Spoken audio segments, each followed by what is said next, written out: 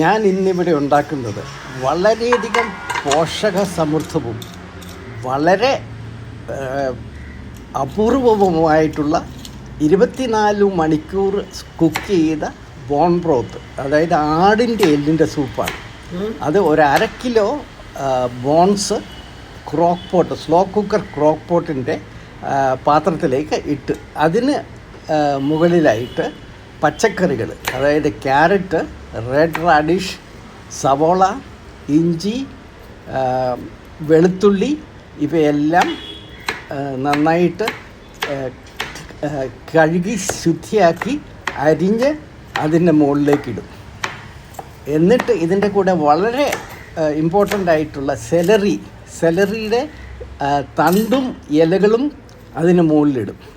ഇനിയാണ് നമ്മൾ സ്പൈസസ് ചേർക്കാൻ പോകുന്നത്. അതിന് വിദേശ സ്പൈസുകളായ റോസ്മേരി, തൈം, ബേസിൽ എന്നിവയും ഇട്ടിട്ട് അതിൻ്റെ കൂടെ നമ്മുടെ നാട്ടിലുള്ള വളരെ ഗുണകരമായ സ്പൈസുകളായ ഏലക്ക, ഗ്രാമ്പൂ, കറുവാപ്പട്ട, ബേ ലീഫ് എന്നിവ ഇടും. അത് കഴിഞ്ഞ് ഉപ്പും കുരുമുളകും ഇതിൻ്റെ കൂടെ ചേർത്തിട്ട് നമ്മൾ വേറൊരു ചെറിയ കാര്യം ചെയ്യും. എനിക്ക് വീട്ടിലുണ്ടാക്കിയ ആപ്പിൾ സൈഡർ വിനീഗറുണ്ട്. ആ ആപ്പിൾ സൈഡർ വിനീഗറിൻ്റെ 2 ടേബിൾ സ്പൂൺ അതിനൊഴിക്കും. അത് റെയർ പ്രോട്ടീൻ ഈ ബോണിൻ്റെ പുറത്ത് വരാനായിട്ട് സഹായിക്കുന്ന ഒന്നാണ്. എന്നിട്ട് നല്ല മിനറൽ ശുദ്ധിയുള്ള വാട്ടർ കൊണ്ട് ഈ 6 ക്വാർട്ട് ക്രോക്ക് പോട്ടിൻ്റെ പാത്രത്തിൻ്റെ മാക്സിമം ലെവലിലേക്ക് ഇടും. എന്നിട്ട് ഈ ക്രോക്ക് പോട്ട് നമ്മൾ ലോക്ക് ചെയ്ത് അടച്ചിട്ട് ആണ് ഇത് സ്ലോ കുക്ക് ചെയ്യുന്നത്. ഇത്രയും ചെയ്ത് കഴിഞ്ഞിട്ട് ഇനി അത് സെറ്റ് ചെയ്തിരുന്നാൽ ഒരു 24 മണിക്കൂർ കഴിഞ്ഞിട്ട് നമ്മൾ ആ സമയത്ത് ഒന്നും ചെയ്യണ്ട. അത്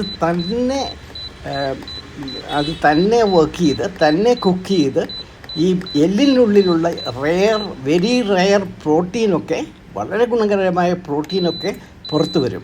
24 മണിക്കൂർ കഴിഞ്ഞ് തുറന്നു കഴിഞ്ഞാൽ നമ്മുടെ വളരെയധികം രുചികരവും വളരെയധികം ഗുണകരവുമായിട്ടുള്ള ബോൺ ബ്രോത്ത് നമുക്ക് കിട്ടും.